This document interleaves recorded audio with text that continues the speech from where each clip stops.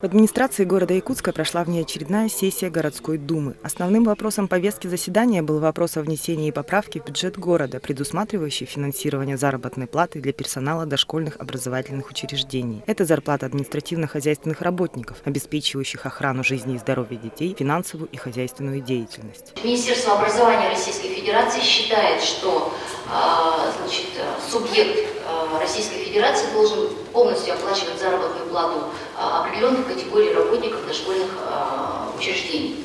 Вместе с тем в правительстве Республики Саха-Якутия этот список неполный. И до сего момента город Якутск вел переписку безуспешную и оплачивал заработную плату вот этих вот работников за счет местного бюджета. Хотя, повторюсь, и Арсений Сергеевич, и Дмитрий Дмитриевич Садовников, и я последовательно считаем, что это обязанности субъекта, то есть республики.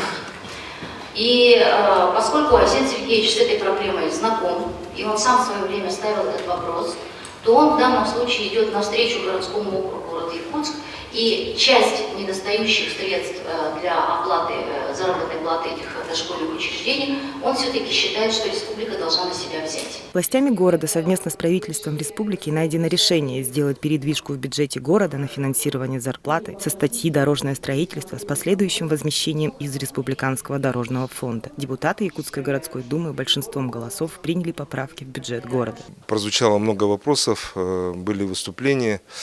До этого мы эти вопросы также рассматривали на встрече с главой города Якутска Светланой Владимировной Аксентьевой.